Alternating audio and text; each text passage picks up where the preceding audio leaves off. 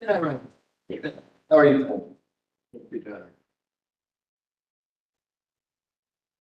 Hi. Hey, hey.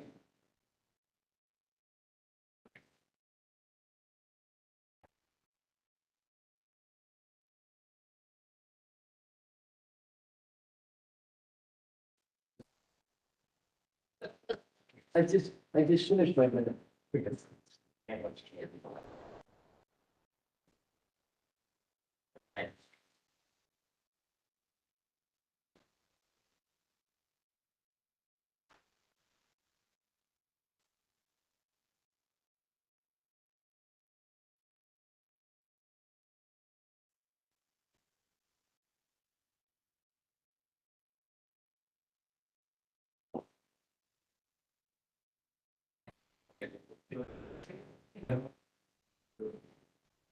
It did, it has been, you get older. Yeah. Testing, testing. Hello? Works.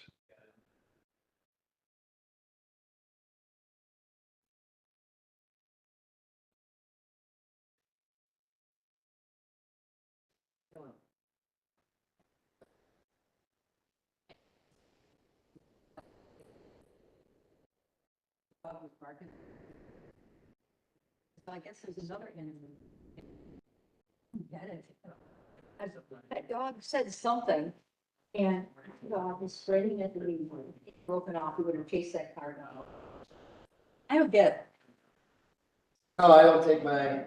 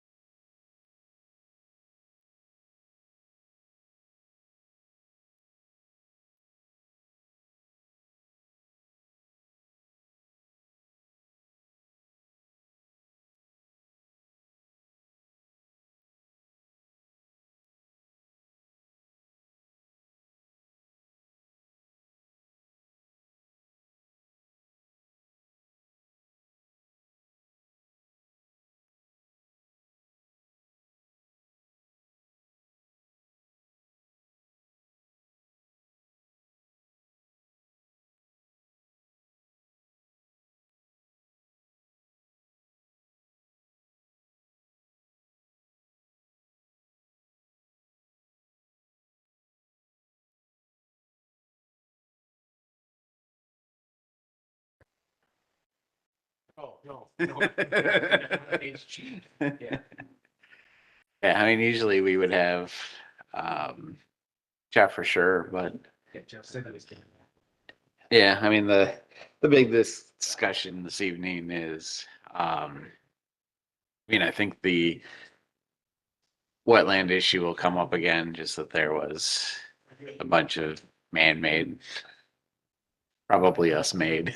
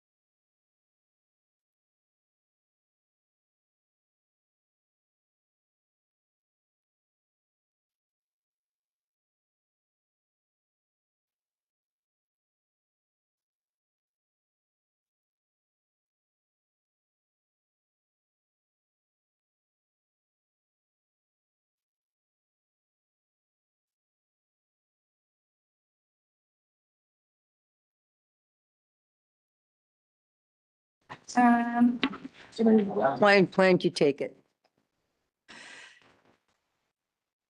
No problem. Thank you.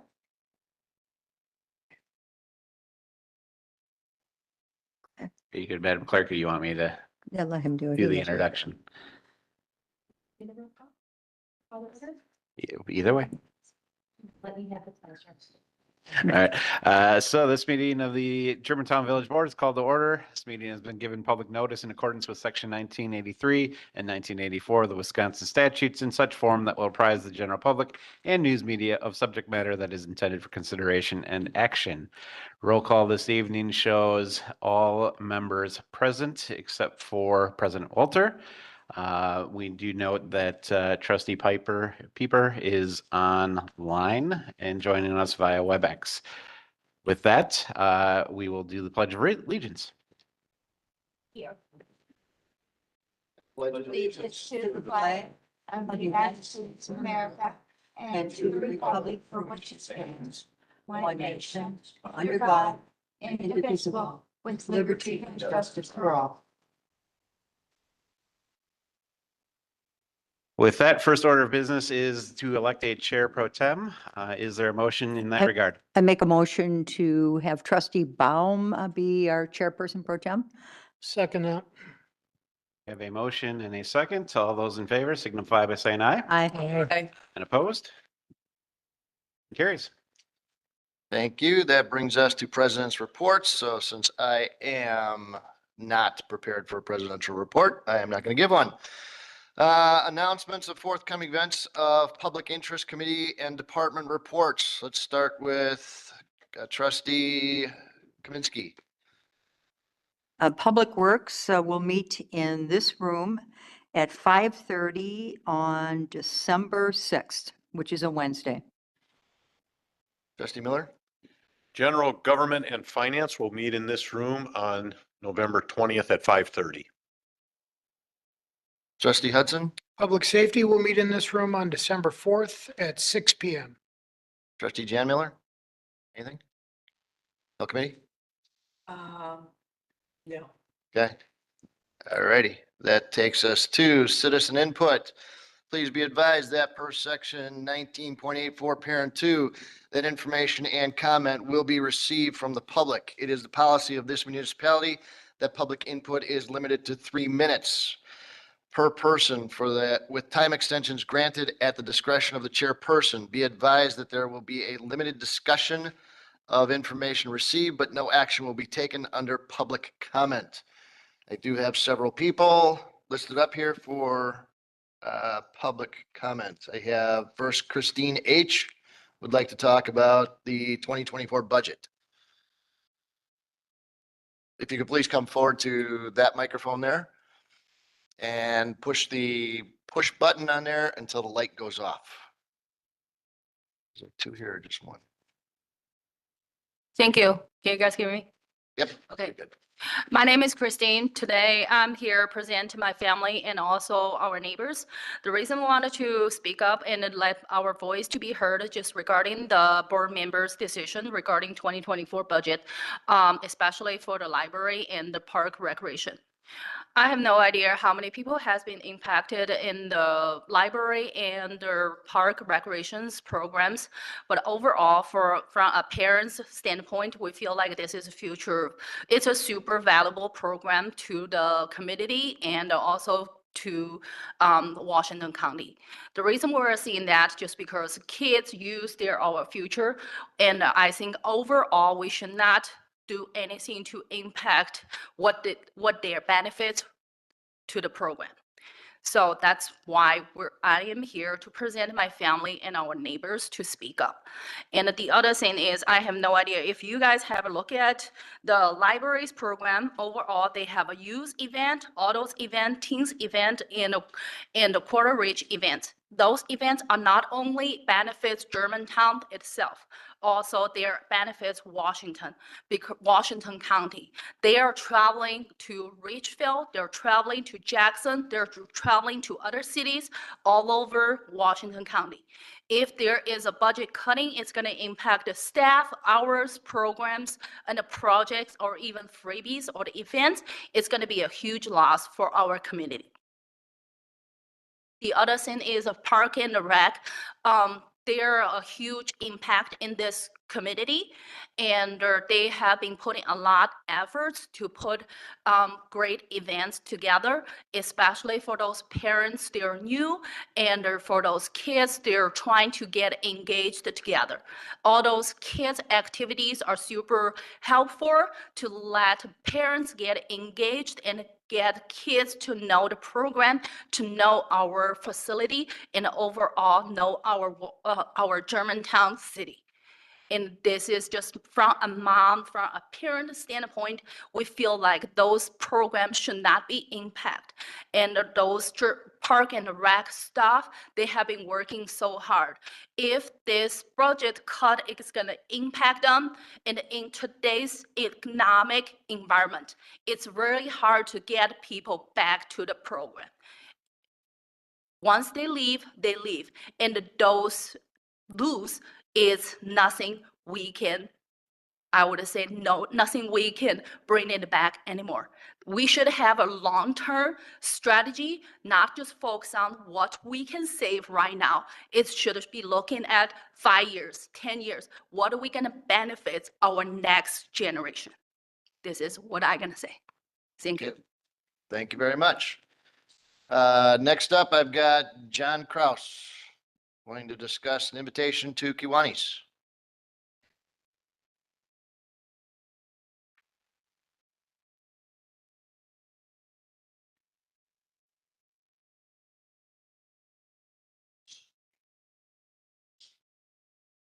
Can you turn the microphone on, please? There you go. Okay. My purpose for being here tonight is to extend an invitation to an after-hours happy hour that Kiwanis is going to be sponsoring on Wednesday, November 15th at Bub's Irish Pub from 5:30 to 6:30 p.m. We'll have appetizers and beer and soda on Kiwanis. I'd like to just share with you some of the things that we've been up to and some of the plans that we have for the future, and frankly, to interact with village residents. Any questions? Yes, ma'am. That's open to all residents then, correct? Absolutely. Thank you. Absolutely.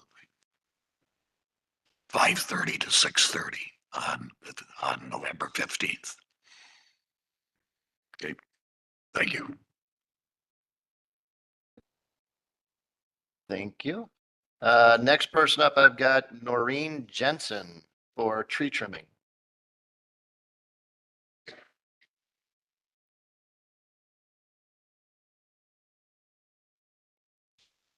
All right, I am Noreen Jansen, and I reside at North 101, West 17383, Tanglewood Drive.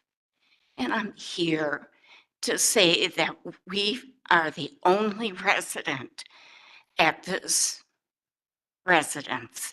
So we've lived there 18 years. And when we were there, it was our understanding from the builder that it was our responsibility to maintain the trees in what the village is now saying is their property or their area to maintain. And we have done that. We had 2 ash trees, of which we were told what we could choose to plant. We've never seen the village in 18 years. We had no communication from the village except to have somebody driving around, spotting the trees, only to find out that now they're going to start trimming them. We have paid thousands in the 18 years. We're under contract with Buckley Trees, which is now Save a Tree, to have them trimmed. We're holding because we've had some of them trimmed in our backyard, but not in the front. If the village now feels it's their responsibility, then they could give us what those guidelines should be, and we'd be willing to pay it, as many of our neighbors are willing to do. We now have 6 ash trees that have been saved by 3 of the neighbors in our area. If it had been up to the village, they would have let them die because the cost would be prohibitive to maintain them. And then we get a replacement with a stick. I'm saying take the monies from Meadow Creek Crossing in the tree trimming. Our property is on a corner. The stop sign is not there. There is no interference. Use the monies for the library or Park and Rec, where more people can benefit. Thank you for your comment. The next person I have is John Pye, also for tree trimming.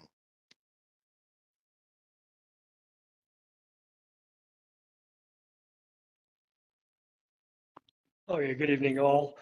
My name is John P.A. N101 W17618 Misty Morning Way, Germantown. The reason I'm here on the tree trimming is a couple things. There was no notification on the people coming through to mark the trees other than we found them. I have already paid to have my trees trimmed. Hopefully whoever decides that accepts it. But since Germantown now owns all the street trees, I think a notice should go out in fairness to all the residents saying, do not do anything with your trees, we own them. Because I think from now on, I don't think I will be paying any money to have the trees treated for disease or anything else. Just let it go. But I'm scared because I am one of the last ones in Meadow Creek Crossing to build, but I have the biggest tree, mainly because I took care of them. And I mean, my trunk on one of them is like that. And I know they will replace it with a tree like that. And I can't do that because I've watched them do it across the way. I think if you're going to cut out a tree, then you need to replace it with something that is comparable, not just a stick and say a tree's a tree. Because there it says less than 2 inches. The other concern I have is if they go ahead with this, are they going to notify the residents? Because if they do it in December, January, that's Christmas time and Christmas decorations. I know I have spots on my trees and others put Christmas lights. You need to notify people what's going on. But the biggest concern I have is you're touching neighborhoods inside a neighborhood. I agree. If it's blocking or producing a hazard, just like my grass is too high and I haven't mowed it, you can send out a crew after notifying me and force me to do it, or you will do it and bill me. That I think is a better way of doing it. Because right now you're going to take money and say, do neighborhood street tree trimming, watering, replacing, but we don't have the money to keep the library, Park and Rec. We're going to cut their budgets. I'm not saying that doing away with the street tree trimming is not going to save them all, but let's be smart with our budget. One helps everybody. I'm looking at Park and Rec, I'm looking at library, and I'm looking at dispatchers. So that is my comment, that I would like to see more notification up front, and then let's replace something with something that is comparable, not something, because if I replace my tree, I would want something in there that would be good. Thank you. Thank you. Next person I have is Melanie Smythe regarding public safety and real estate.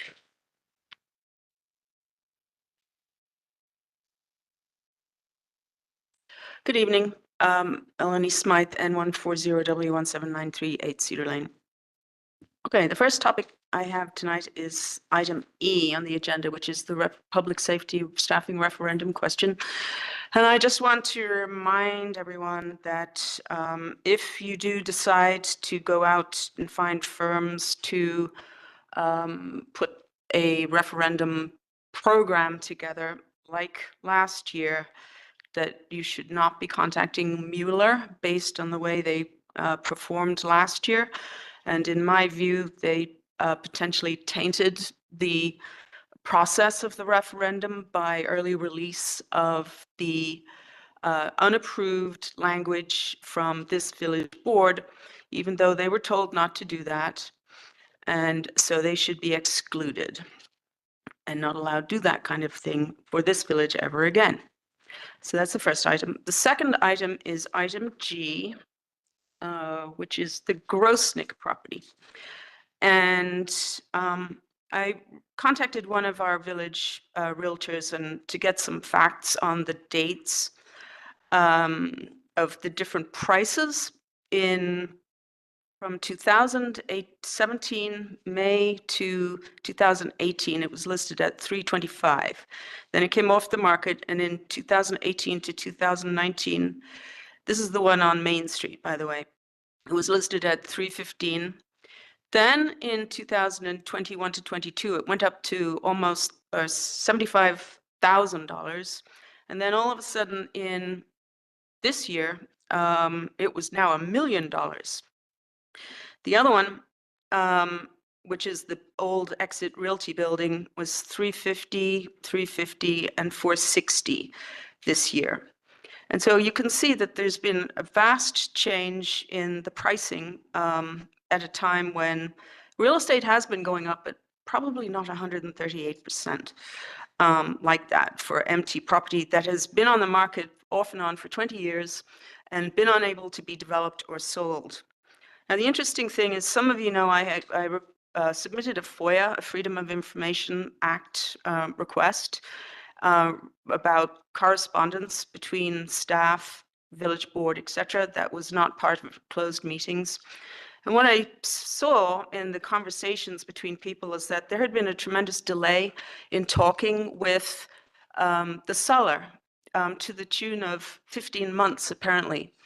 And so the corresponding increase in pricing is directly related to the delay in getting back to the guy's lawyer. And I don't think that the village should bear in loans, or however you think you may be paying for this, any of the additional cost based on the fact that there were delays in the orchestration of this potential offer. I understand, I think that you are still in the due diligence period, and I would highly suggest that this deal do not go through, especially with the situation that we have with budget deficits and cuts and all these kinds of things. I think it sends a horrible message. Bring it to a all close, of us. please. We've wrapped up your time. I'm done. Thank you. Thank you. Okay, that is all I have for public input. Therefore, we will go to consent agenda. Board, do we have motion? Make a motion to approve consent agenda A through E. Second. We have a motion and a second. Any discussion? Seeing none, all in favor, say aye. Oh, roll call. Do a roll call, please.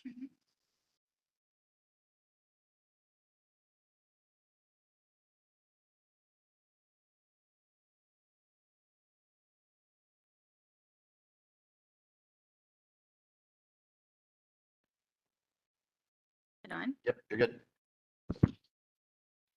Oh, Trustee Baum, Aye. Trustee Kaminsky, Trustee Hudson, Aye. Trustee Nyrider, Trustee Rick Miller, Aye. Trustee Jan Miller, Aye. and Trustee Pieper. Aye. Everybody? I do. Okay, motion carries. Next item on the agenda is unfinished business. There is none. Goes to number 9, public hearings. There are none. We go to new business. John and Amanda Thompson, property owners of West 172 North 10981 Division Road, conditional use application to allow raising chickens for family consumption on the property pursuant to section 9.11 and 17.15, parent 2, parent B of the village zoning code. Director Etzloff. Thank you, Mr. Chairman. The Thompsons own a 2-acre parcel located in the northwest corner of the division at Virginia Avenue intersection as shown on the screen. The zoning is RS2 Single Family Residential. And their proposal is to raise up to 10 chickens, no roosters, including a 8x8 chicken coop, and 900 square foot fenced free range chicken run area in their rear yard as shown on the aerial photo on the screen. The RS2 district, as all of you are likely familiar, allows poultry for family consumption with a conditional use permit. Section 9.11 also has some specific requirements with regard to setbacks of the building and the chicken run. Up to 10 poultry may be permitted on 2 acres with a minimum setback of 50 feet from a residential dwelling and a minimum 100 feet setback from all property lines. And this proposal meets those requirements. The Plan Commission held a public hearing and made a recommendation at their October 9th meeting to approve the CUP for John and Amanda Thompson, subject to 3 conditions, all of which are reflected in the draft conditional use permit. Thank you. Make a motion to approve. Second. We have a motion and a second. Any discussion? Seeing none, all in favor, say aye. Aye. Opposed? Trustee Peeper? That's an aye. That's an aye. Motion carries unanimously. Thank you. Next item, item B, James Weber, agent for Elite Soccer Academy LLC and Techplex LLC, property owner of North 115 West 19150 Edison Drive. Conditional use permit application for an indoor health or recreation establishment pursuant to section 17.33, parent 3, parent H, and section 17.29, parent 1, parent KK of the village zoning. Director Etzloff. James Weber, agent for the Elite Soccer Academy and Techplex, the property owner, is requesting conditional use permit approval for a training area. He's looking to rent 6,000 square feet, about a third of the total building area, for installation of indoor turf, padding, office, bathrooms, and on-site parking on the site, as shown generally on these drawings here. Hours of operation are intended to be 9 a.m. to 9 p.m. Sunday through Saturday. Up to 20 players, ages 8 to 18 per session, plus any parents can observe, 1 to 2 employees. And there's a small proposal for a sign on the outside of the building. As you may be aware that this particular property is located in the M1 Limited Industrial District. However, the M1 district does allow B2 commercial uses in the M1 district if the use is deemed to be supportive and compatible with other business park uses. The Planning Commission has made that determination at their October 9th meeting and public hearing, and are recommending approval of the conditional use permit for the Elite Soccer Academy, subject to 6 conditions, all of which are reflected in the proposed CUP document. Thank you. Board members? I'll make a motion to approve. Second.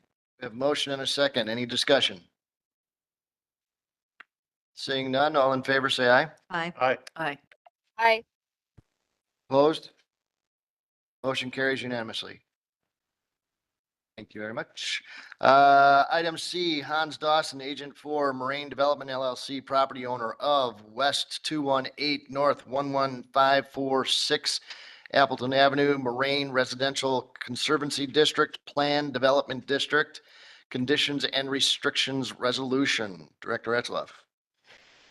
Back on October 11th, the village board approved ordinance number 11-2023 that created the Moraine Residential Conservancy District, a planned development district, special zoning district that will enable restoration and redevelopment of the 126 acre parcel into a private residential and conservancy area with up to 15 single family residential dwellings.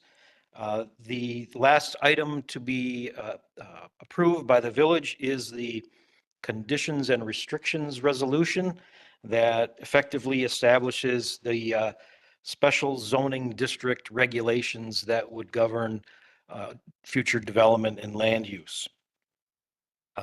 That document is included in your packet, and I'd like to go over just a couple of highlights of that. The PDD resolution establishes the purpose to allow and limit future development of the 126-acre site to residential and conservancy use. It adopts the August 11th, 2023 master plan as the general development plan. That's the image on the screen. It adopts the RS2 single-family zoning district as the underlying zoning with minimal revisions that are reflected in the other sections of the resolution. And those other sections in the resolution do some of the following. It allows for private streets, private wells, and private sanitary systems to serve the 15 single-family dwellings. It assigns responsibility for solid waste and recycling services to the property owner. Requires installation of a dry hydrant connection to the quarry lake for potential fire suppression purposes. It requires the property owner to maintain the quarry lake water quality to not negatively impact the water table. It requires the property owners to ensure that the use of the property does not create nuisances. And it also requires a $80,470 payment in lieu of sidewalk or trail construction along Appleton Avenue within a 3-month period. This was discussed at length at the October Village Board meeting. At this point, the staff recommendation, along with the Plan Commission recommendation, is to approve the proposed conditions and restrictions resolution as included in your packet. Hans Dawson is here this evening. I don't know, Hans, if you wanted to, if you want or need to make any comments, you're certainly welcome to do so.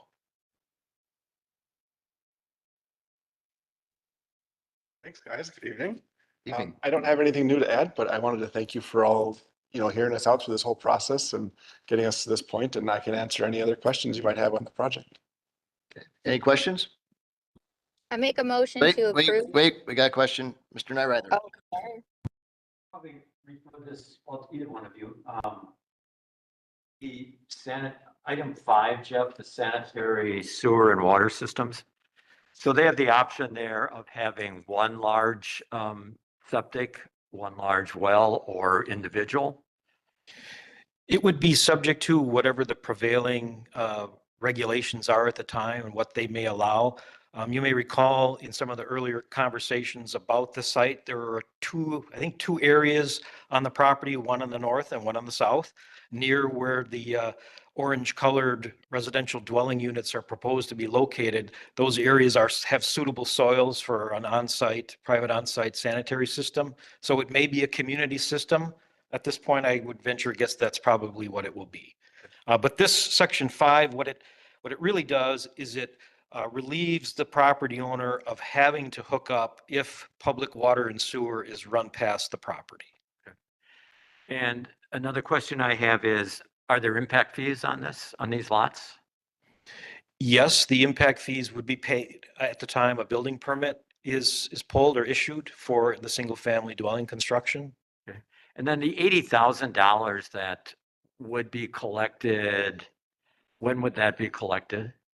Well, the requirement in this resolution is that it be paid within 3 months after establishment of the zoning district, which would have been the October 11th date. And what would that 80,000 be put towards, or what would we do with it? Well, given the nature of the payment in lieu of construction for trails or sidewalks, the intention is that it would be used for or by the public, the Park and Recreation Department for future trail or sidewalk activities. Thank you. Any further questions? Trustee Jan Miller. Jeff, hi, Hans. Could you explain to me, there was conversation of the corp plan that the Park and Rec has and a blue star that appears on the park location future plans and the removal of it over this property. Is there a specific question you want me to address? Yes, is it part of this resolution? No, there's nothing in this resolution that specifically addresses the purple star on the corp plan. As it's been discussed, that's a generalized representation of where a future park facility is encouraged to be located, given potential or future projected demand for parks in that area. The star happens to fall on this particular property. I know there was discussion as to whether that meant this property was subject to any sort of dedication or future park construction, and that was discussed at length at the October 11th meeting. And, the general conclusion was, no, that doesn't mean that this facility has to dedicate a park or build a park or even reserve land for future park location. Okay. I know the developer, I'm sorry, Hans had asked that star be removed. That process, in my opinion, needs to go through the park commission. And if there's a desire or need to modify the plan and take the purple star off, they should go through that process. Okay. I believe that was initiated at some point, but I don't know the status of it. Maybe Phil, you probably know. It has been initiated and we are working on that. Okay. Okay. Thank you. That answers my question. Thank you very much. Good Further luck to you. questions? No further questions? Trustee Pieper, you can make a motion now. I make a motion to approve as presented. Second. Got a motion and a second. Any discussion? All in favor, say aye. Aye. Aye. Opposed? Motion passes. All in favor. Thank you. Next item on the agenda is street tree trimming project. Scott, you are here for that one? Yes, good evening. First off, this was a discussion at Public Works last week. There was a 3-1 vote and a specific request to come back to the full board tonight and have a further discussion about it. The areas that we're looking to trim this year are Meadow Creek Crossing, Prairie Glen subdivision, and Berrywood subdivision. My feeling is that there is a significant need for that trimming in all 3 areas. I guess I'd like to start out. We did have 2 tree topics at Public Works last week, and Emerald Ash Borer is probably a great place to start with this. It was a big focus for the village over the last decade. And again, we spent a lot of time removing ash trees, both with contractors and our crew. We've spent most of that work took place on main thoroughfares and around buildings and parks. And we did have a large number of trees that were removed in neighborhoods as well. Meadow Creek Crossing being one of them. Dozens of people over the last 10 years, we did remove trees in that area as well. And so, with that being a focus, I made a point that there were things that went by the wayside with some forestry related things, and trimming may have been one of them. And so we're just looking to get back into some good routine habits here. Most municipalities have a cycle where they trim trees, and much like the tree planting presentation we had at Public Works earlier, or last week, I should say, I'd like to develop a plan with Wachtell where we can get back onto a very routine trimming process as well. That said, we have funds this year, and we've put a spec out for bid, and I'd like to move forward with that spec. But I do have some slides here that I'll go through just to kind of talk about urban forestry in general. Slide from the city of Milwaukee, urban forest, urban canopy, again, raised up. We're looking for clearance with garbage trucks and plow trucks and mail vans, whatever else is going down the street. We're looking for that road clearance. City of Wauwatosa, same thing. You'll notice, again, a lot of beauty, but you're going to notice the structure of those trees is raised up. Again, could be very different than a park site when you're dealing with a street tree. City West Bend, again, smaller trees, but again, we're noticing that canopy is slowly being lifted. as we go. As this topic got started, I think one of the things that started getting confusing was right-of-ways and responsibilities. And I know there was questions at Public Works about those responsibilities.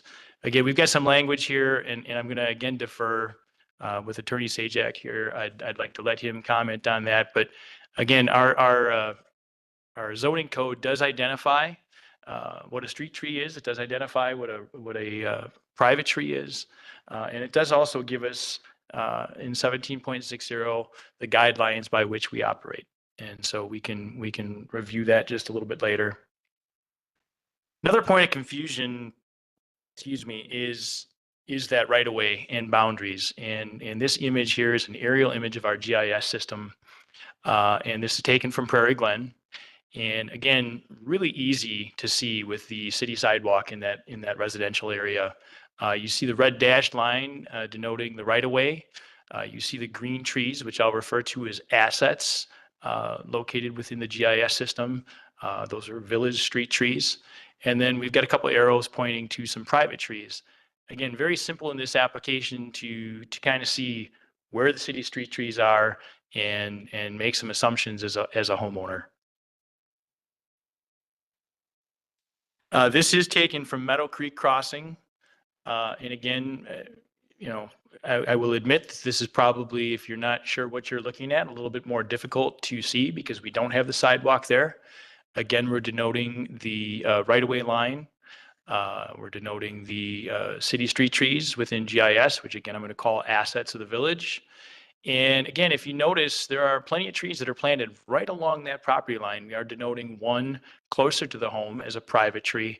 And again, that's where that right-of-way line really makes a big difference here in the scenario that we're discussing. Again, fully understanding that this is a little bit trickier if you don't know what you're looking at. This is a tree in Meadow Creek Crossing. Again, I would like to point out that in my opinion, these trees are starting to grow to the point where they are overhanging the curb.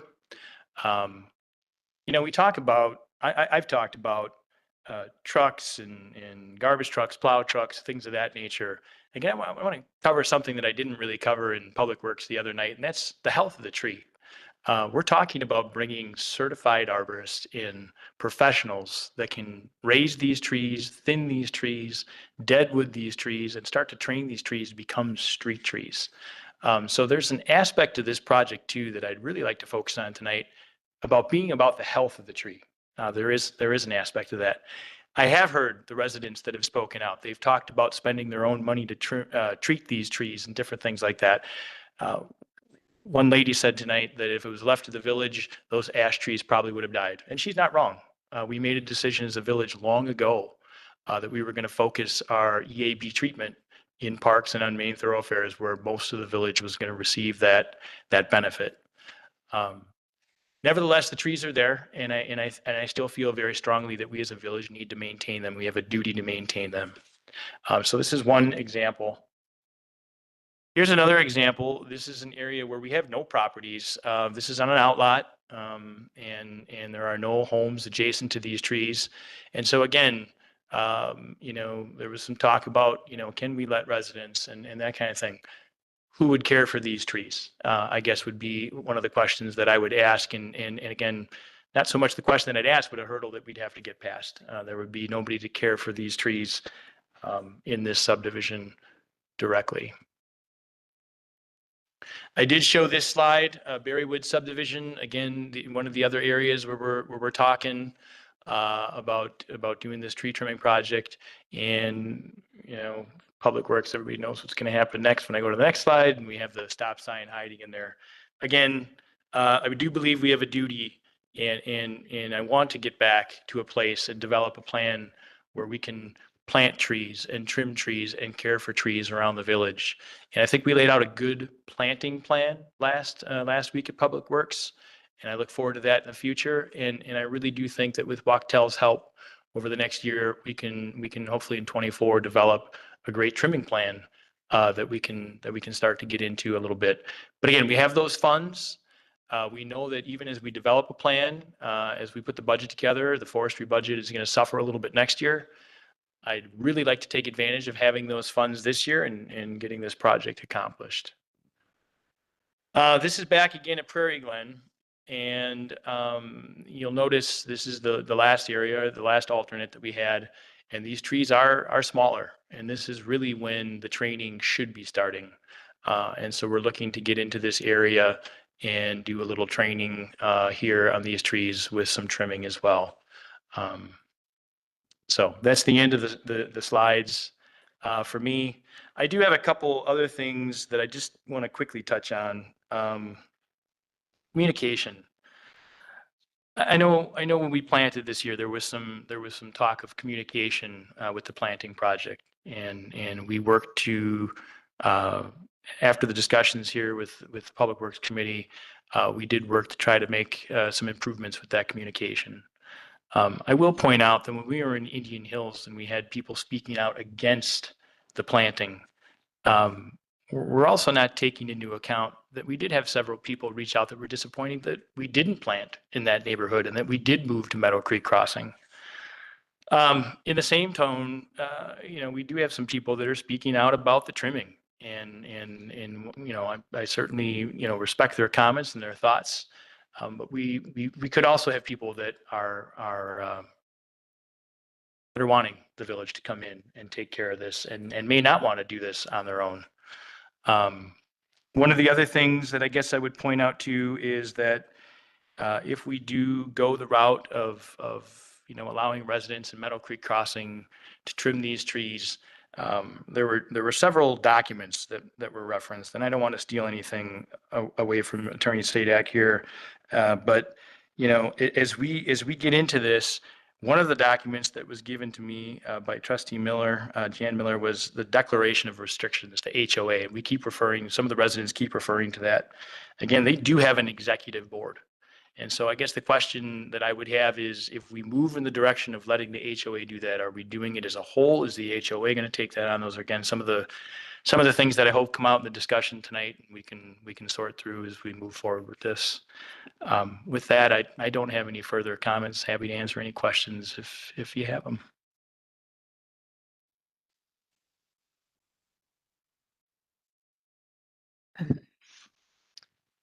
Board, further questions? I'll start with Trustee Kaminsky.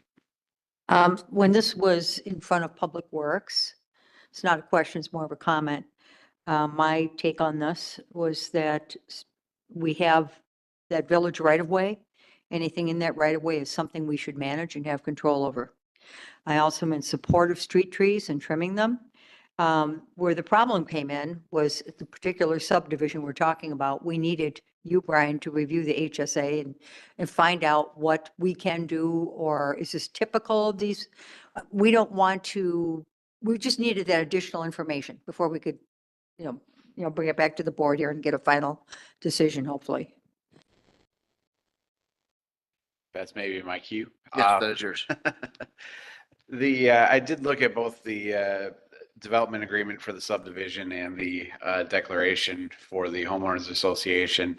The development agreement actually doesn't speak at all about maintenance of the trees. It just has the fairly standard language that we put in our development agreement that says effectively mirrors the code, that you have to install a certain number of street trees. In lieu of installing the trees, you can contribute to a fund, and then we basically plant them for you when we're ready to plant them. That's the only real reference to trees. Their homeowners basically point to a section that talks about the property owners being responsible for the landscaping, and that, the trees are landscaping. I don't take that opinion at all. Quite honestly, it's my opinion that this homeowners declaration was just a declaration that was just been recycled numerous times. Probably comes initially from a community or a town, for example, that just doesn't have a lot of restrictions on what takes place.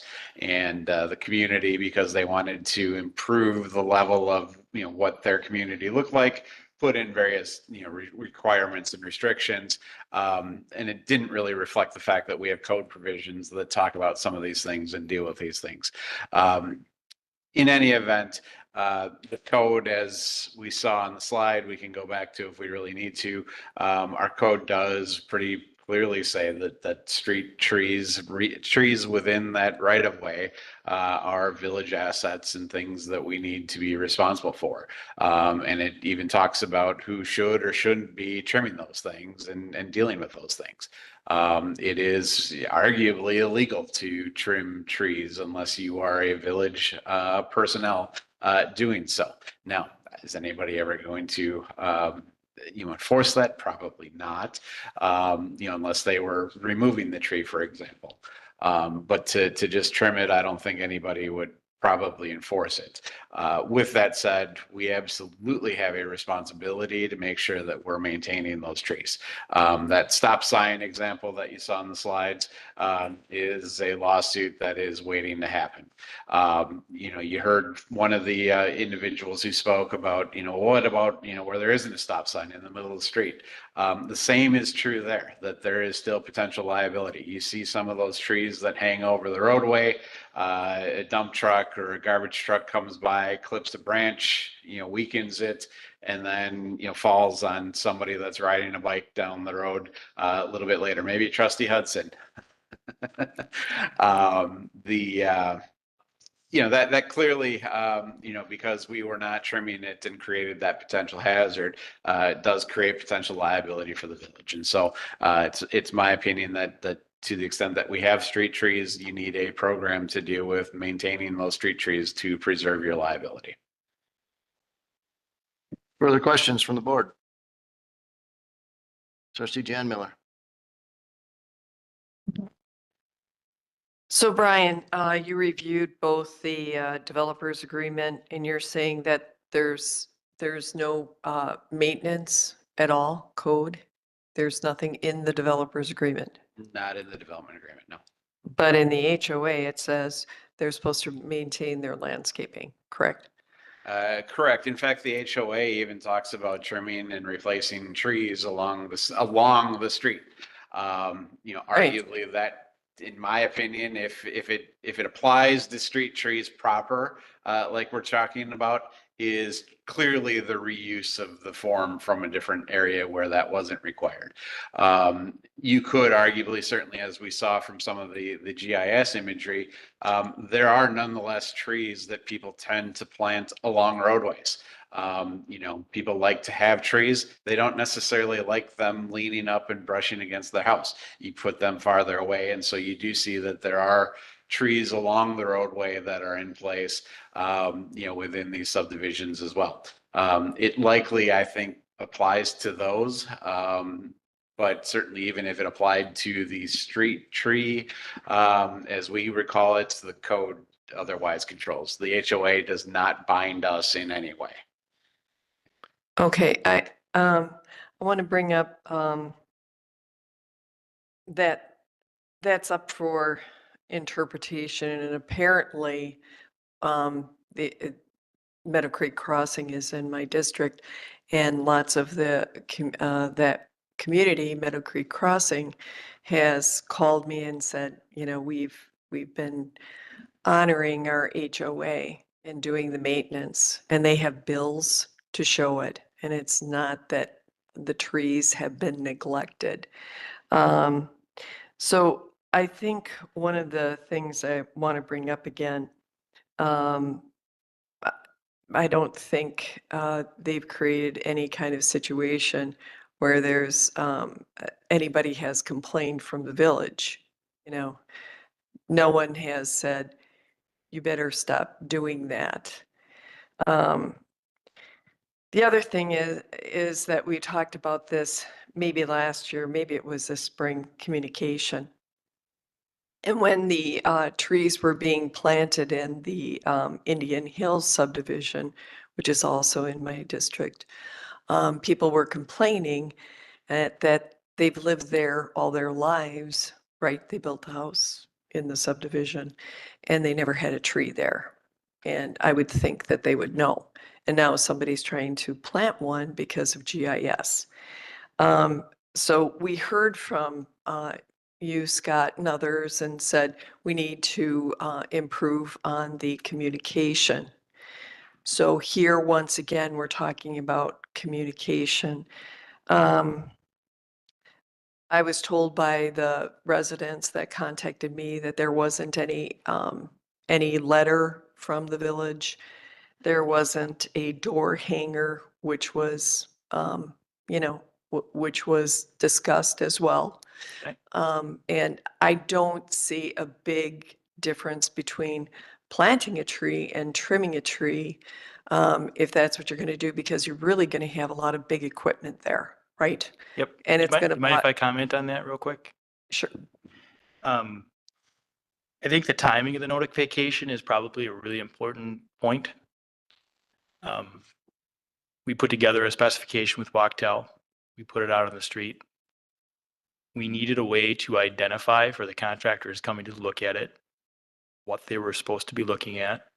We gave them 190 trees in that subdivision, and we discreetly, evidently not discreetly enough, but we discreetly painted a small white dot on, again, what I thought was a village tree, what I assume is a village tree.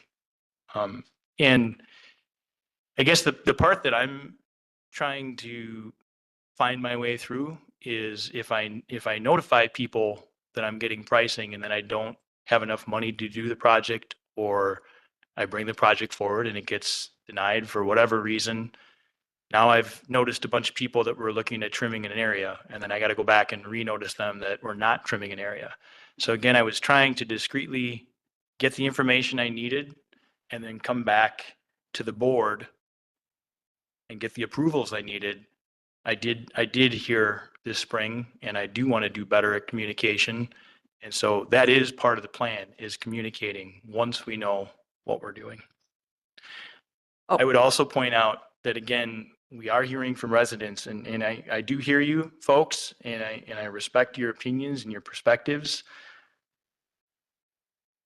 Going back to Indian Hills, there were people that called me and said they were disappointed that they weren't getting a tree. They were excited that they were going to.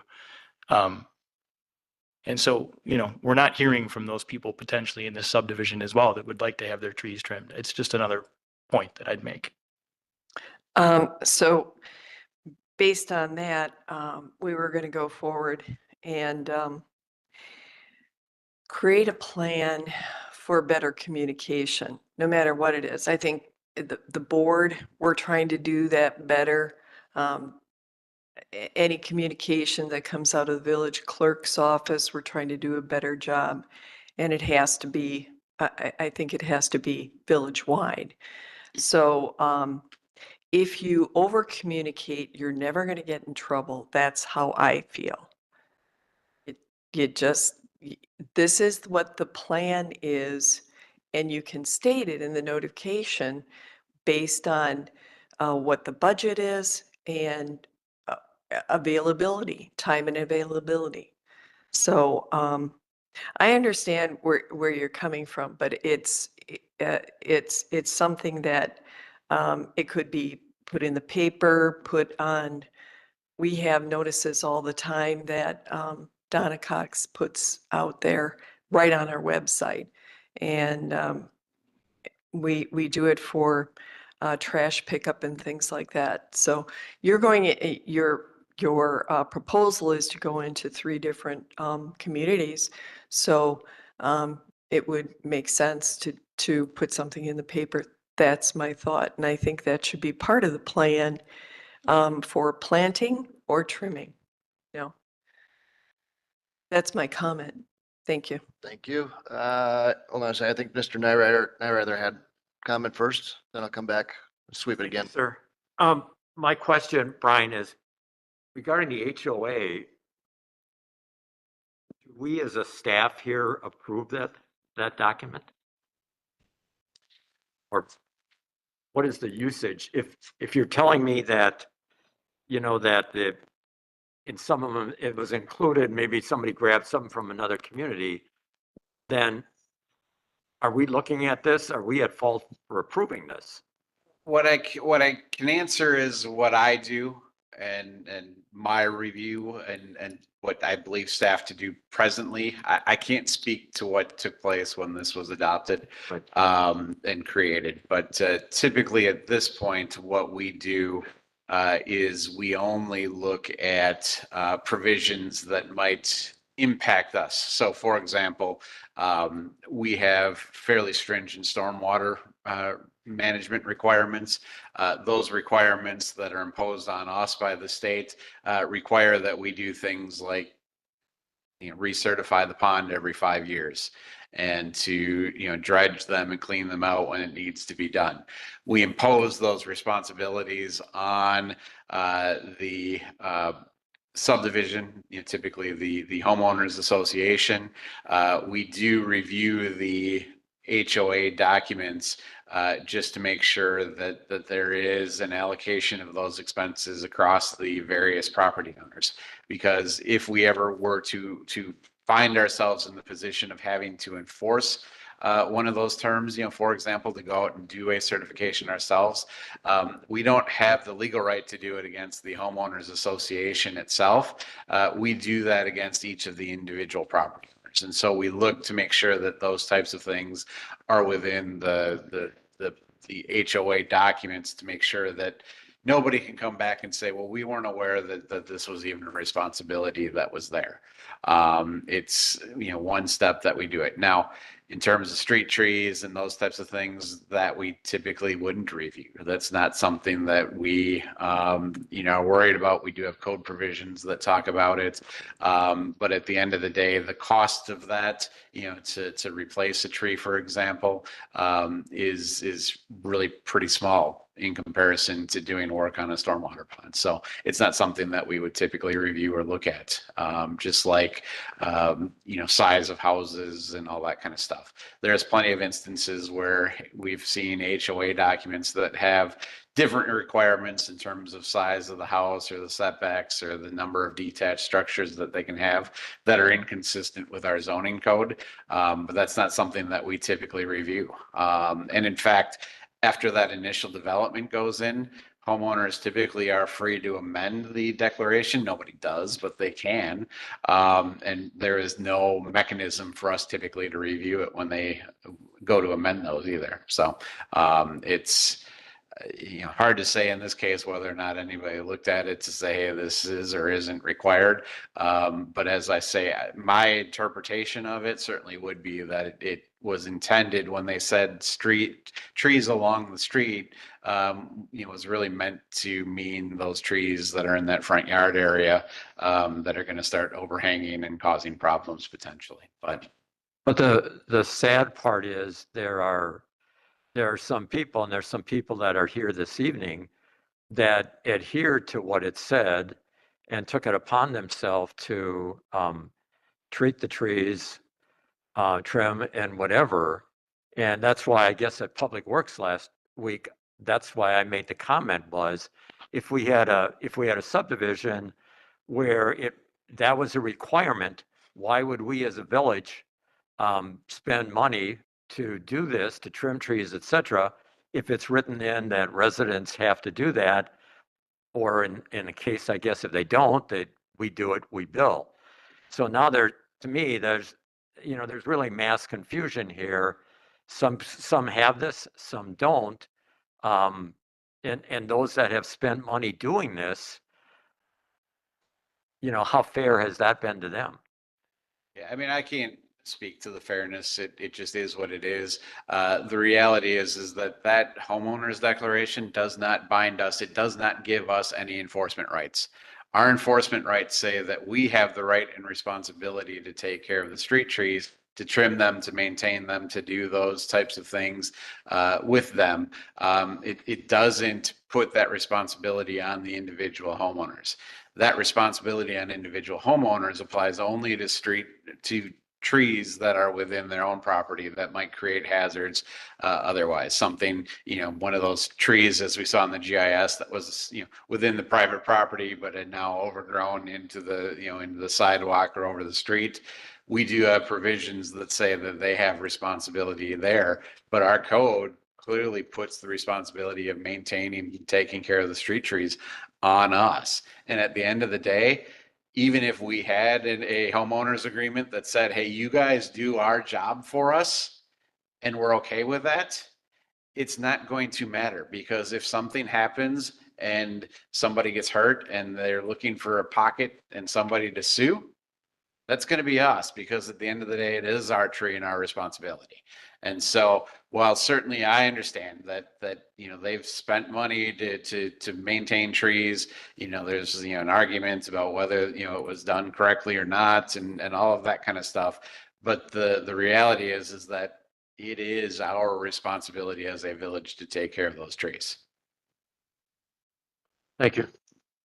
Come back to the front, trustee Rick Miller.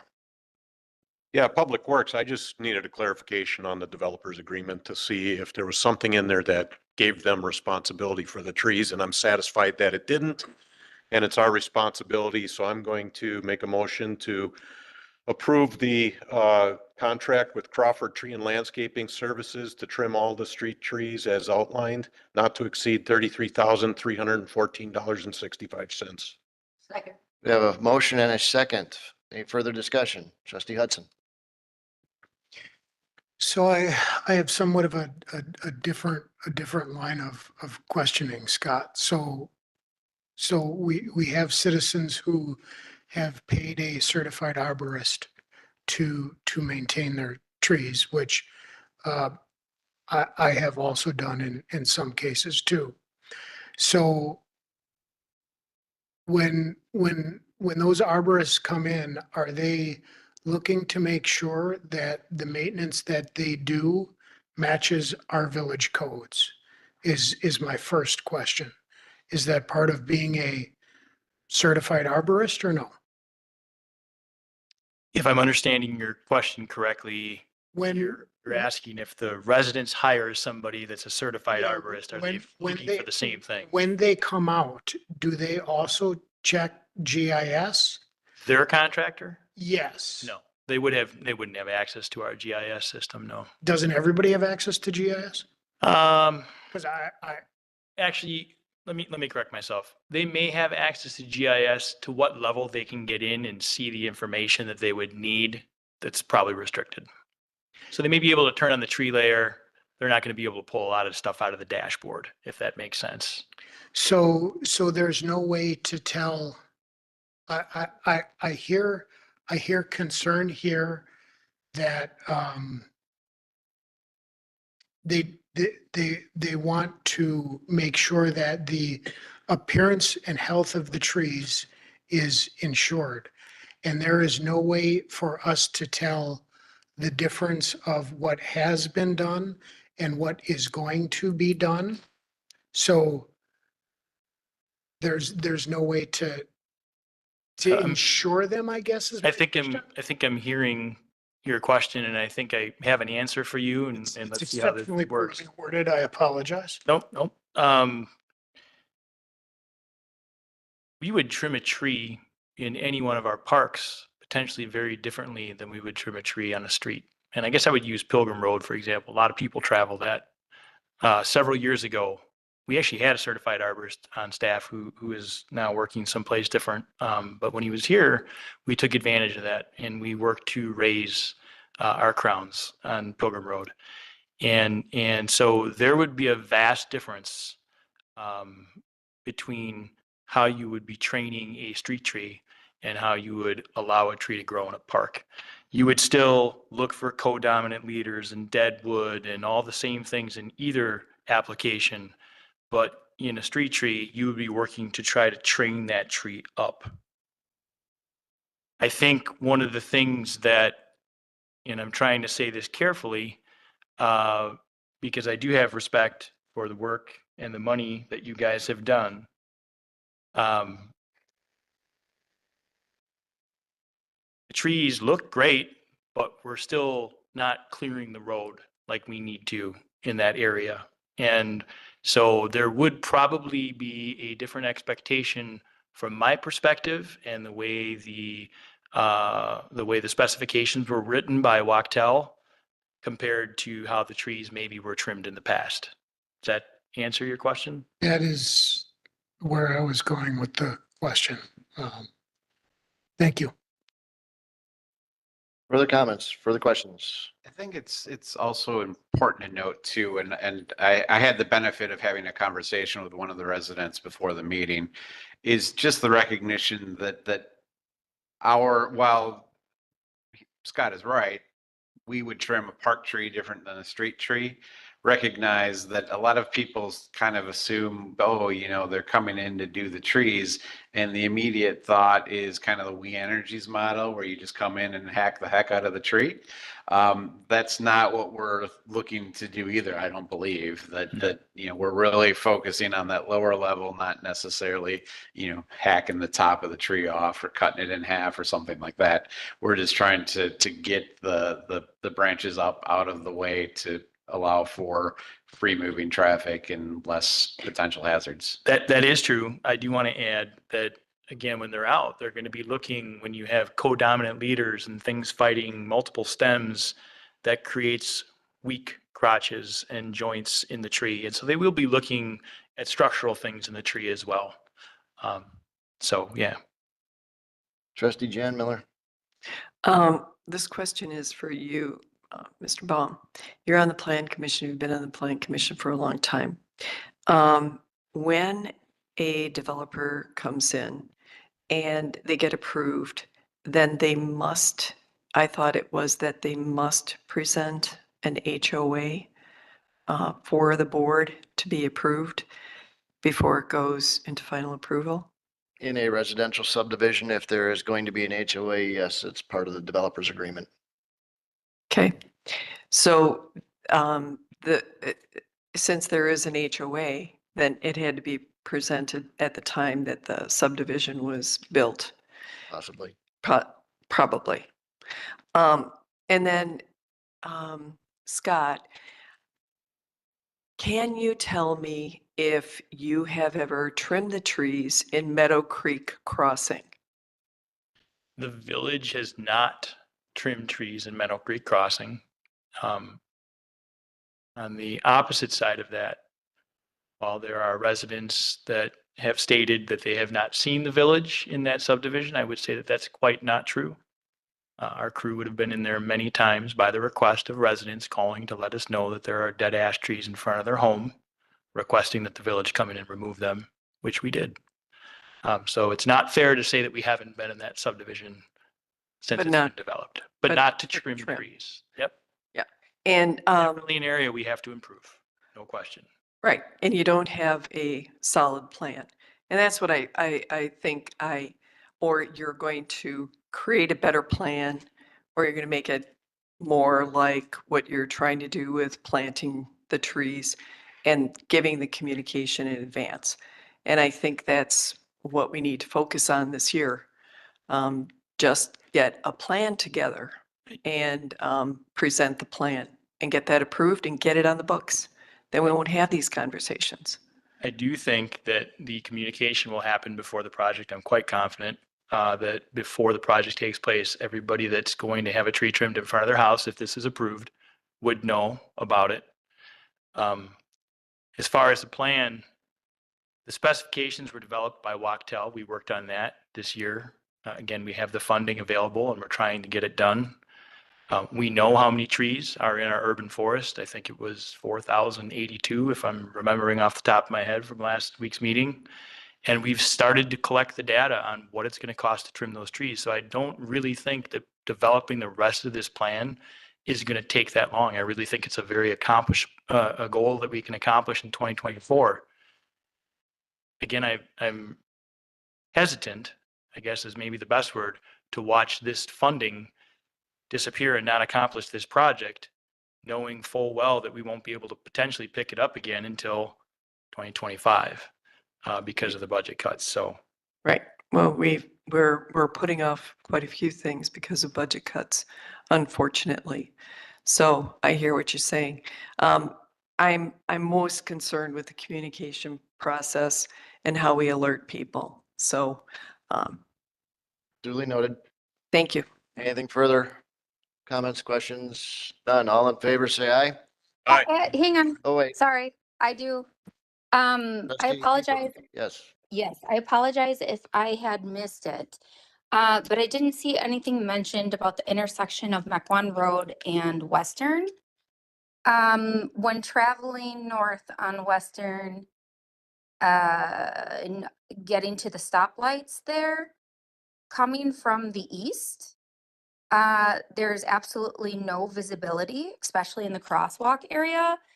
And even though I am extremely cautious because I know there's no visibility, I know myself and several others that have almost hit pedestrians and kids coming out of the crosswalk because there's no visibility. So is there any plans for that?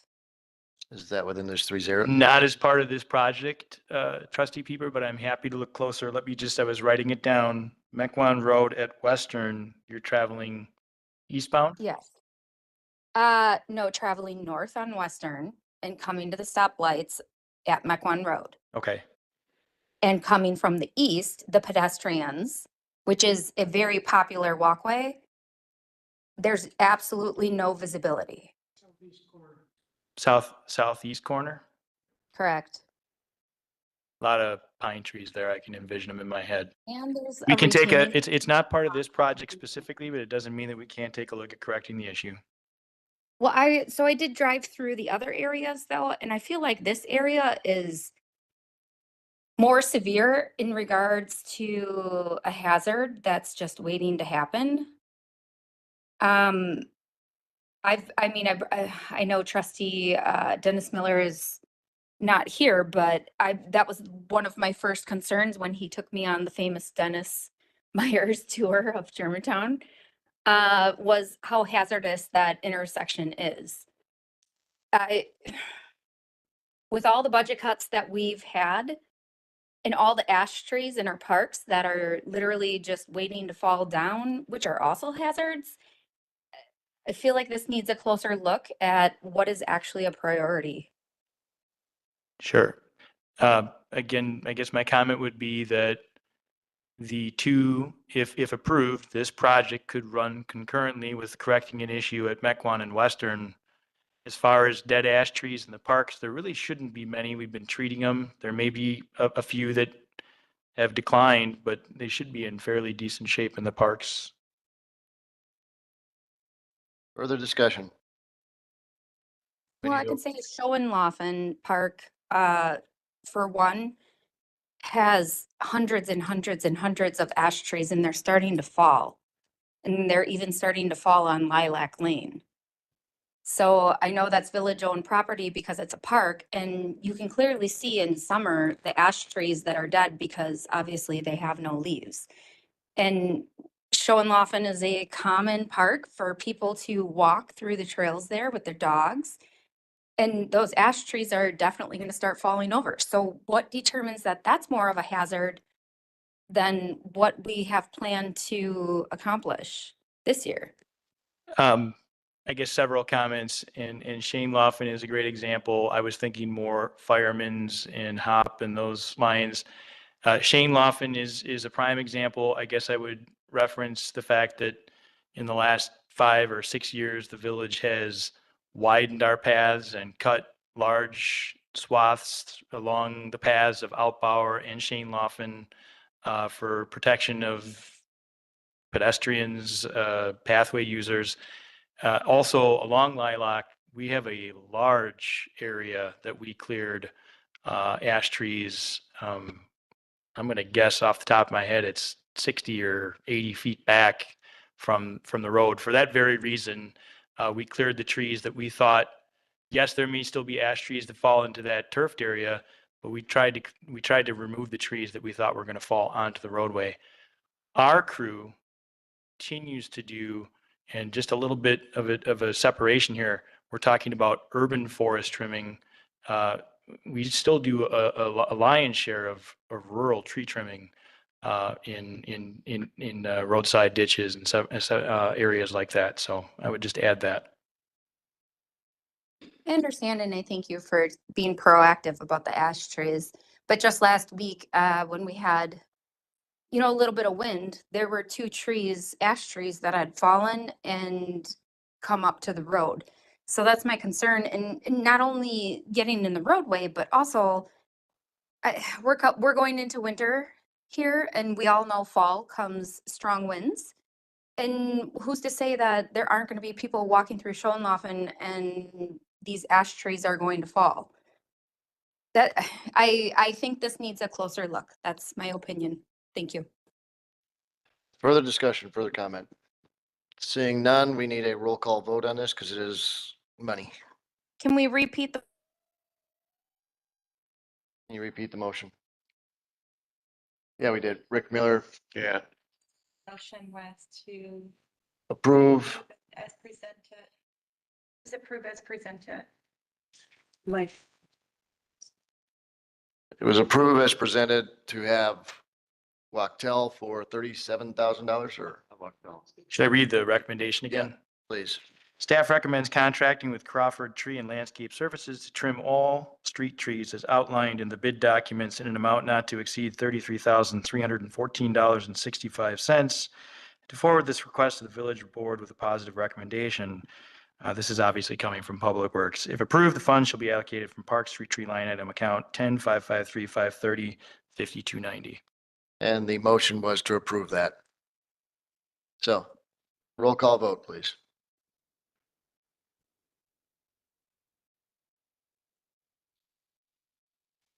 Okay, trustee Nyrider, No.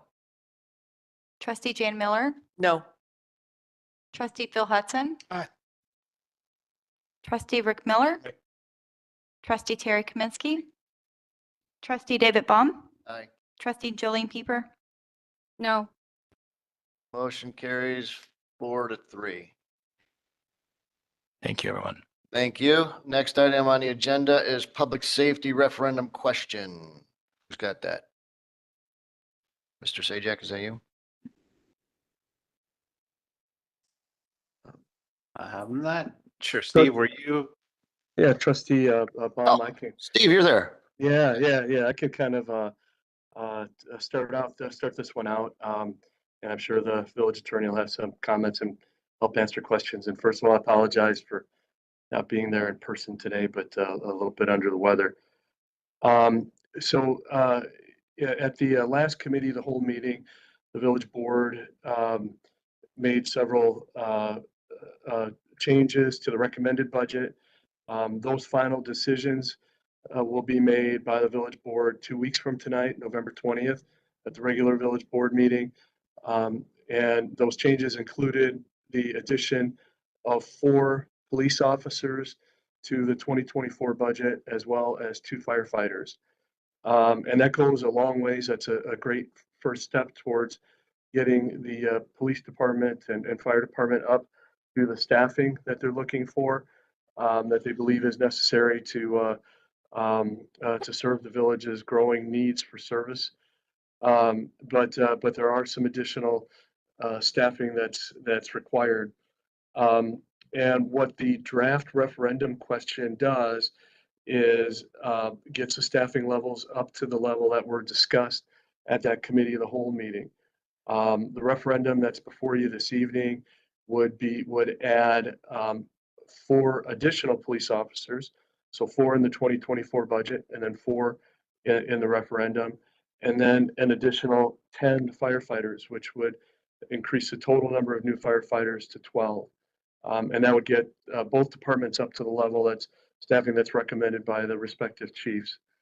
The referendum is drafted so that it would be before the voters at the April election in 2024. The impact would be seen on the property tax bills that go out at the end of 2024, and hiring would begin for these positions in January of 2025. And then just as process for this, the way this was placed on the agenda tonight, the board is, there's a consensus and the board's good with moving forward. You can approve this referendum question either as drafted or as modified by the board tonight. Or if you have questions and you would like to discuss and bring this back on November 20th, there is still adequate time to get it adopted on November 20th. And then finally, one of the other comments that was made at the committee of the whole meeting, the village was looking for some information on potentially hiring some communications firms to assist with public education and outreach on this issue. I am working on gathering that information, and we'll have some additional information available for the board on November 20th. So with that, I'm happy to help answer any questions that you might have. Board, do you have any questions? Trustee Kaminsky. I don't sit in on the public safety meetings, and so this might be something that's really obvious.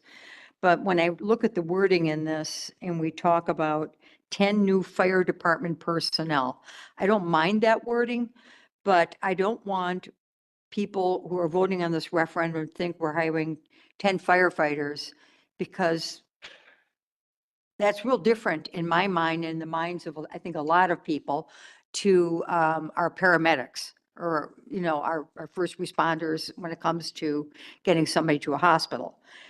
Is there some way we can word that? And how many of these people are going to be either paramedics, or do you have the answer to that?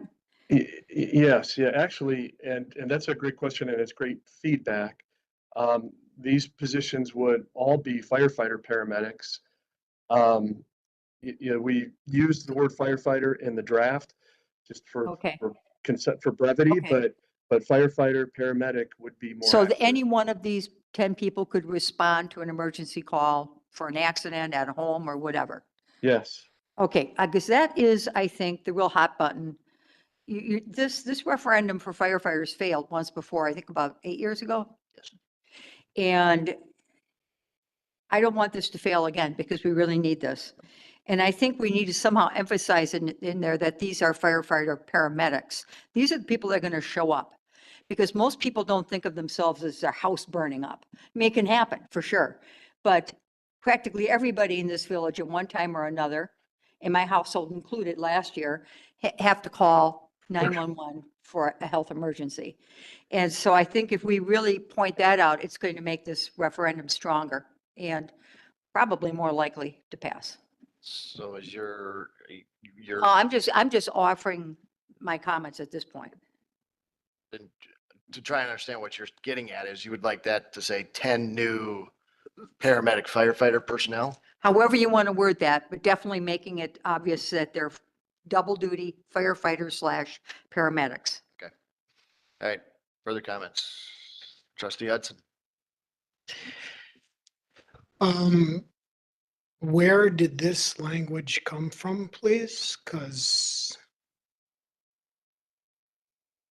Is there particular language that you're asking about or not? And the only reason I ask is because a large chunk of it is literally the question as the statute lays it out.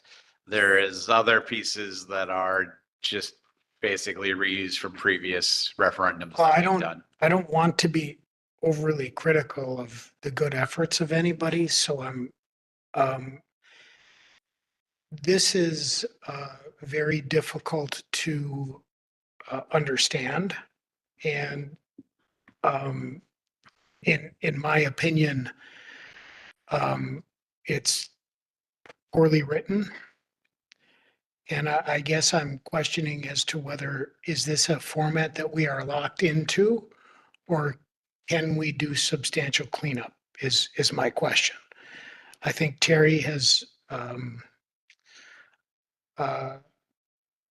aptly pointed out some challenges that we have, but the lead-in is rather confusing. So are there elements of referendums that we have to keep in, or are we allowed to make them understandable by average people like Phil? Sure. What I can tell you is that anything within the resolution that is not the referendum question itself, we can do whatever we want to. And when you say that, the question starts with the word shall, correct? That is the start of the question. No. So on page 2 of the proposed resolution, there Yes. is the bolded referendum question. Yes, And there's a paragraph that starts under state law, the increase. yes, and I see blah, that. blah, blah. Yes.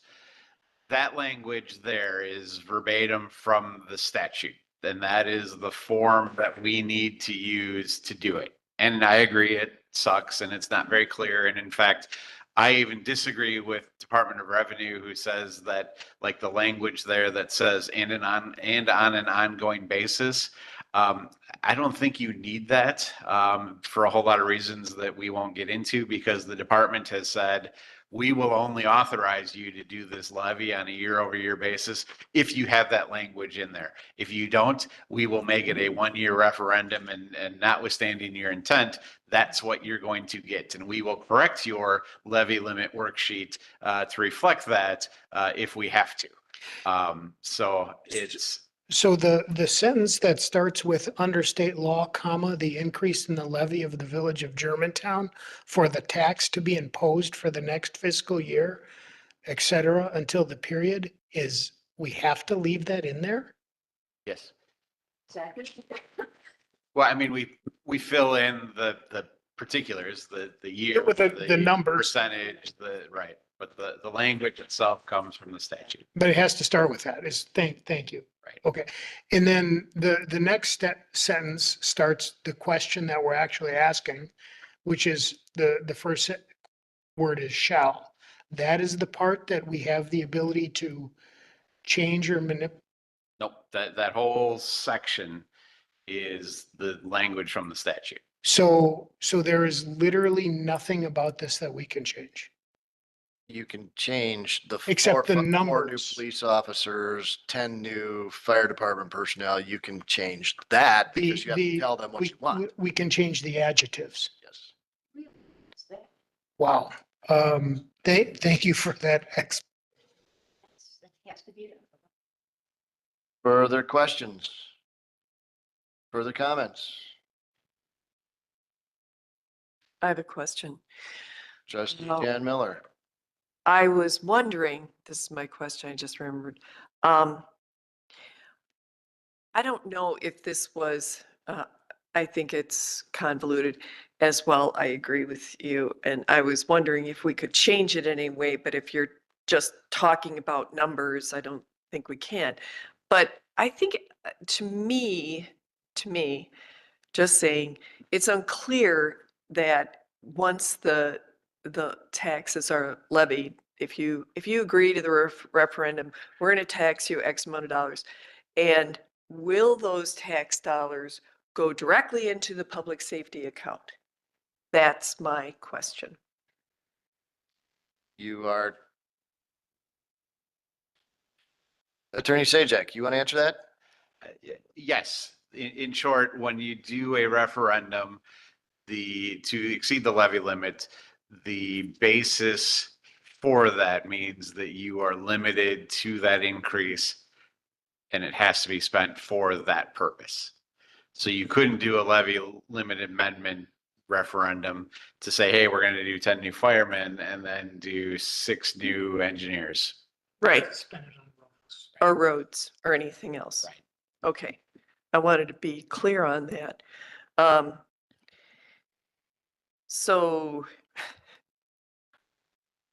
I think it would be helpful to, I mean, I understand that it can't be changed very much, but having it highlighted and saying, this is what we have to say. Is there anything we can expand on or, add? I don't know. Much like Trustee Kaminsky was saying. you Yes. wanna Change the Yes. new fire Being department specific. personnel. You want to be more specific to 10 Right. new firefighter, Paramedic paramedic personnel. or EMS. Change What do you that. Yes, yes. So that's what I want to know. What are the parameters of changing it? And therefore, I believe that what we should do is get the parameters, take a look at it, and then bring it back and have the conversation about the referendum and anyone that's going to manage this referendum together. Okay. We're not going to change. Further comments?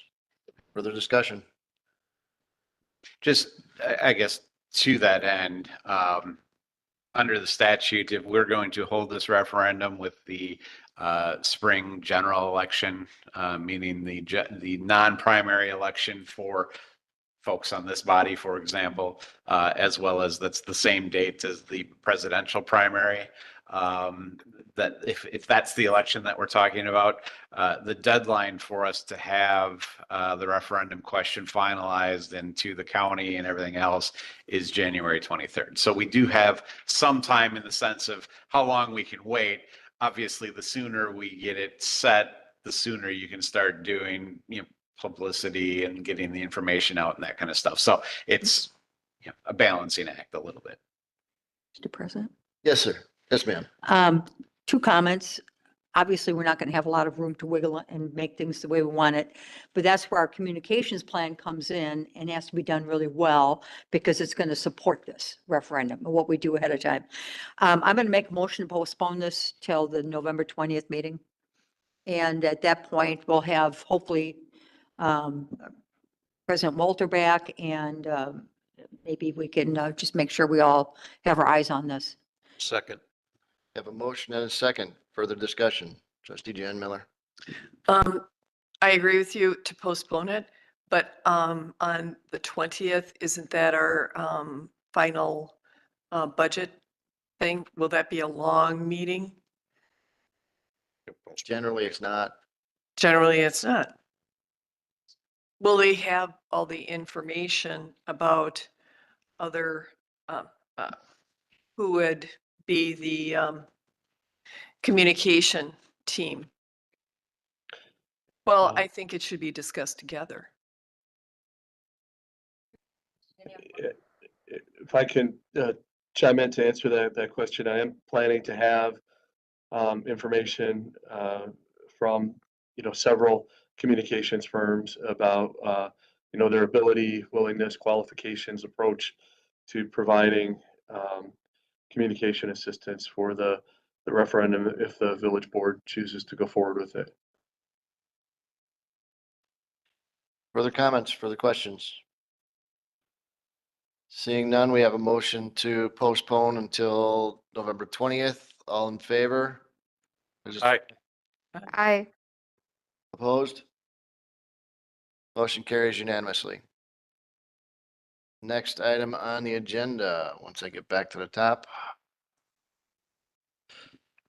Next item on the agenda is vacancy in office of District Number 3 trustee. Mr. Krecklow, is that for you or is that Probably me. village attorney? So this item is on the agenda, both at least initially because we have to announce that there is a vacancy. Trustee Myers has resigned from his position effective last week, I think it was. With that vacancy, the statute does authorize this body multiple different options in terms of what to do with that vacancy. You can fill it by appointment until the end of the term. You can either fill it until a special election or just hold a special election, or you can just leave it vacant until the next regular election for that position. As I note in the memo that was attached to the packet, the special election option, whether it's appointed to a special election or to have one to fill the position, really doesn't work, mostly because you're going to have a regular election for that seat in April anyway. So you turn over basically very quickly to do that. It just creates a whole lot of issues. So really the only options that you would have at this point would be to either fill the position now until the end of the term, or you could leave it vacant. So those are your options. Trustee Kaminsky. I think we should open this up for replacement now and not leave that seat vacant until April. I think it's important to have our constituents represented, first of all. And I've been here before. We've had to do this at least twice in my term on the board. And it does tend to work well. People simply come in and state that this is something they would like to do.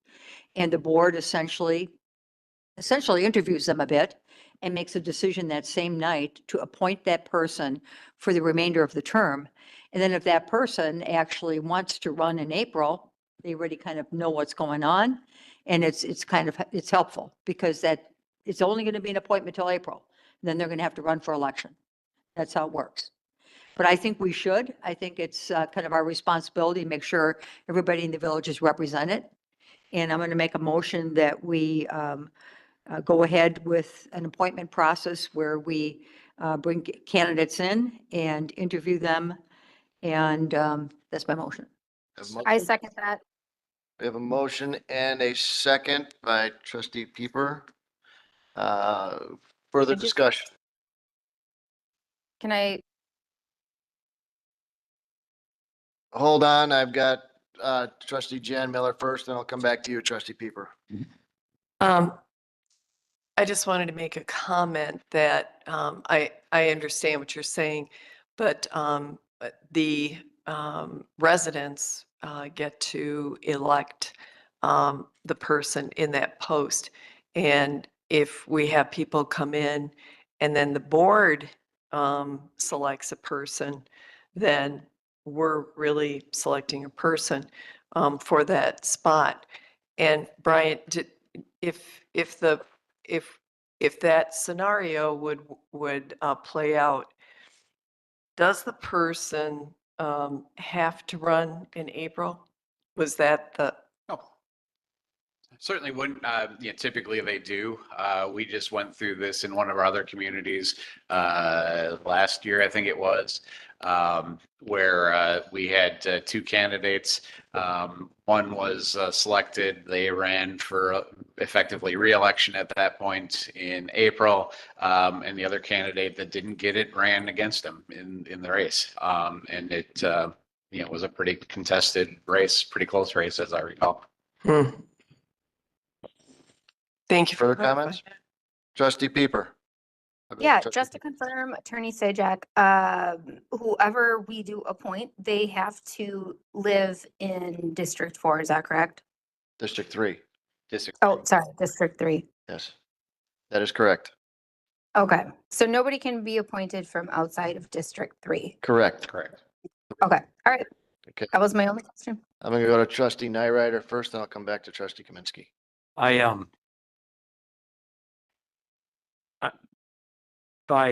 If we go the appointment route right now,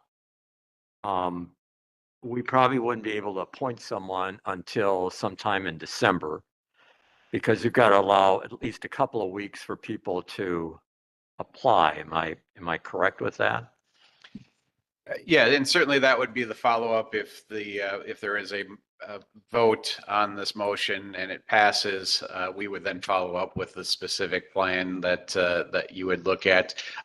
In my experience, typically it's a couple week application period, and then you would look to fill at the end of that. So given where things fall, I would anticipate you could potentially, whether you wanted to do it at the same meeting or not, but you could potentially do it at that first meeting in December, would give you enough time to get some applications in and then interview them at that meeting.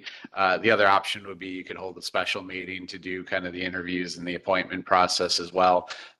We've done it both ways in my recollection in my tenure here, where we've either done it at a regular meeting or we held a special meeting. They both work. Because we're getting very close to the, first of all, I'll make my editorial comment. Maybe this would be a good time to downsize the board, but that's just an editorial comment on my part. Since two of us are going to be leaving up here, or one has and one will. People are going to get it's going to get very close to the nomination process, which I know papers can go out the 1st of December. They're due the first Tuesday of January. Circulating in December. And they're due the first Tuesday of January.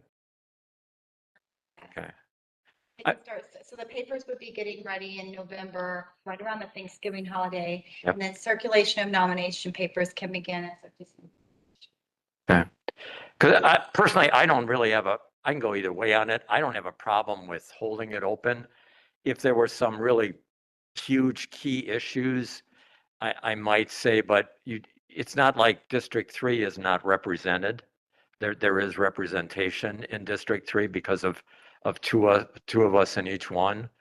The only thing does the board sometimes then get accused, and I'm sure people aren't going to be running, knocking the door down to apply, but in the same sense, does it make it look like the board they select someone, are they trying to name, and you aren't, but people conceive that are we trying to name somebody by selecting somebody and giving them a heads up in the election process? That's the one thing I worry about. Further comments? Trustee Rick Miller. Well, as a come back to person who was appointed to the board by the village board, I thought it worked flawlessly. When was, I think what you're time of the year biased. was it? Yeah, what time of the year was it though, Rick? It was August. Okay, I was yeah. appointed in August and I had to run then at the next election. So I had to take papers out in December and do that. When you look at it though, there's two things that I see as a factor. Number one, that's 4 months. We have 4 months that nobody's going to be represented, or the second representation in that District 3. The second one is that with an 8-person board, you need a 5-3 vote in order to pass anything. As opposed to a 5-4 vote, you cannot have a 4-4 vote pass. So with those two things, I'm positive on appointing somebody. Yeah, they still got to go through the election process when they do it, but in the interim, you've got somebody that represents it. It also helps the committees too then, correct? Correct. Because you're short one. That's something I didn't think of, yeah. I'm going to go back to Trustee Pieper. I heard you wanted to say something. Yeah, I see where trustee Snyder's going with that, and I actually do agree with him in that sense, that maybe this is the time to downsize. Only because I looked into this, and the village of Germantown is an oddity with having 8 trustees for our population. Even Menominee Falls, they have 6. I think maybe, and with trustee Nyrider and your wisdom and everything that you've added to this board, and you will surely be missed. That is for sure. But maybe since trustee Nyrider is not planning on running, and with trustee Dennis Miller stepping down, that would put us at 6. And that would, I mean, yes, we would have to redistrict the districts. Yes, but we would also save money in the long run. And these meetings wouldn't go necessarily near as long. Twice as long. You think twice as long, Terry? Twice as long. You think they're gonna go twice as long with 2 less people? Yes. Okay. Seriously? I'm not That's- recognized, so I can't Yeah, say can why. we get back to the No, question I and not recognize- debate it? I recognize trustee Kaminsky. Me. Trustee Kaminsky. Thank you. No, I think they would go twice as long. You have to also look at the board membership when you look at the board foundationally. How long has each person been on the board? If you end up with too many people that have only been on the board for 2 or 3 years, you're going to have the longest meetings in the world as people try to sort things out, because there's no experience, there's no foundational knowledge or history of what's happened before. I think, I'm not saying I think your idea is wrong at all, but I just don't think this moment is the time to address that. I think that's something that would come up through probably general government or somewhere else in the future, and it would require, I think, a lot more thought and homework on all of our parts. But I don't dismiss it. I just think the timing isn't right. Okay. I absolutely respect. Can we get, wait. your- Can we get back to the topic of filling this position, not rearranging the board? Yes, I'm Okay. going to make a motion if that's okay. Okay, thank you. I make a motion to send this to GGF. Wait, we have a motion. What's the motion? November 20th. Okay, table until November 20th. No, Motion was to appoint, to go through the appointment. go through the appointment process. Okay, that's the motion that's on the table, and it was seconded. Any further discussion on that motion? Seeing none, all in favor, say aye. Aye. Opposed? Aye. Aye. Two opposed, motion carries. That will take us to, So just with that, is there a consensus on the process? As I indicate, I would think that that first meeting in December would be a potential meeting date that you could do it. I don't know what's specifically planned for that day. Hopefully it'll be a short agenda otherwise. But that would be one, or you could look at a special meeting somewhere around that time as well. so recommendation to release applications on the 20th and interview people on the second, December 2nd. Trustee Kaminsky. I think we should probably have a separate meeting, committee of the whole, to address that.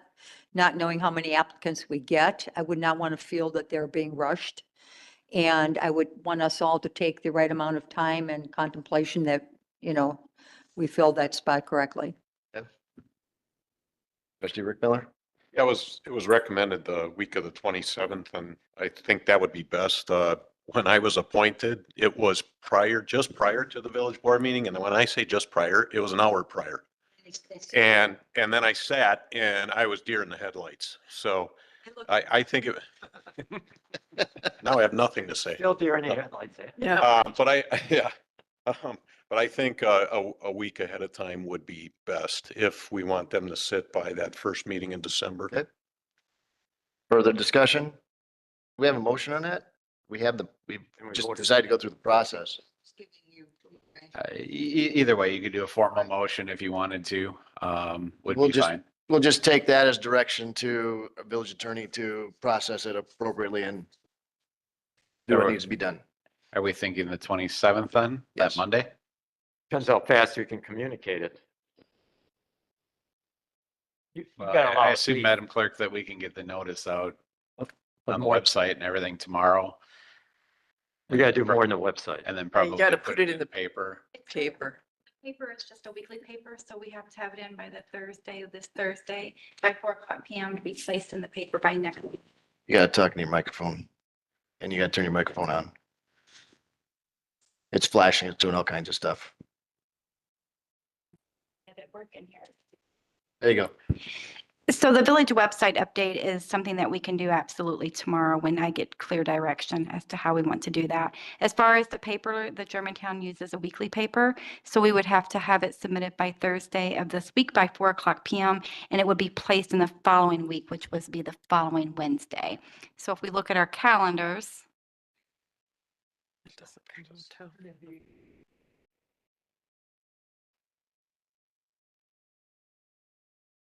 so it wouldn't be until the following week on the 15th then, We're thinking a press release or?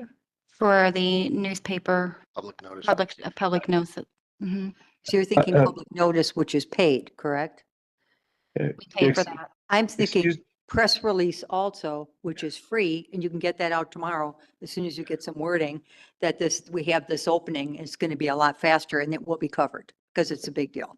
In West Bend, where they covered Bill leaving, as well as our local papers and the Journal Online. Administrator Clarklo. Yeah, I was just gonna jump in and say that I agree. I think that's something in addition to like an official notice that we should publish. And I can get that out tomorrow to the West Bend newspaper, the Germantown Express, the Washington County Insider. And I agree. I think that they will cover that in an upcoming publication. Okay. Any further discussion on that? No further discussion, then we can move on to item G.